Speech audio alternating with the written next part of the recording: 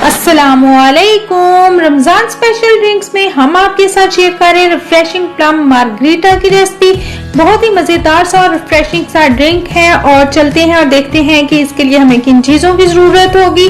हमें चाहिए होंगे 500 ग्राम प्लम चाहिए होंगे, गिटके इसकी निकाल लेनी है आपने। 1 कप चीनी चाहिए होगी और 1/4 कप हमें लेमन जूस चाहिए होगा। 1/2 कप हमें पानी चाहिए होगा। इसके साथ ही आपने अच्छी तरह से प्लम्स को धो के उसकी गिटके वगैरह निकाल लेनी है। रेसिपी की तरफ चलते हैं, लेकिन इससे पहले आपने जल्दी से हमारे चैनल को कर देना है सब्सक्राइब और साथ ही साथ बेल आइकॉन प्रेस करके ऑल नोटिफिकेशन ऑन कर दें। हमारी वीडियोस को लाइक करें और शेयर करें अपने फ्रेंड्स एंड फैमिली के साथ और कमेंट करके बताएं कि आपको हमारी रेसिपीज कैसी लग रही हैं। चलते हैं और देखते हैं कि हम ये रेसिपी कैसे बनाते हैं। सबसे पहले अपने पैन में जो हमने प्लम्स लिए थे उनको धो के गिटके निकाल के वो इसमें डाल लेनी है। पानी भी इसमें डाल दे। 15 मिनट तक हमने इसे सॉफ्ट करना है और इसके बाद हमने क्या करना है, लो हीट पे हमने सॉफ्ट करना है इसे।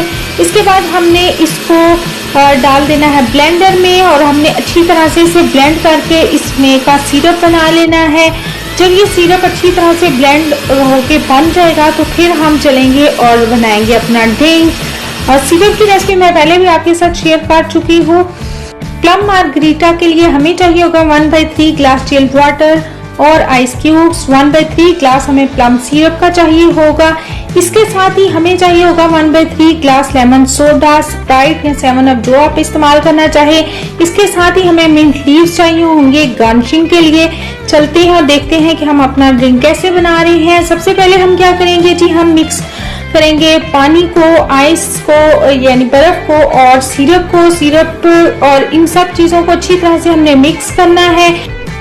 अब हम इसे डालेंगे अपने सर्विंग गिलास में और इसके बाद हम गार्निशिंग करेंगे इसे लेमन के साथ और मिंट लीव्स के साथ। इसके बाद हम सर्व करेंगे इसे इफ्तार में। बहुत ही मजेदार सा रिफ्रेशिंग सा ठंडा सा हमारा ड्रिंक हो गया है तैयार। आप समर में और इफ्तार में इसे एंजॉय करें और मजे से अपनी इफ्तार एंजॉय करें। और इसके साथ ही हमें अपनी दुआ में याद रखिएगा।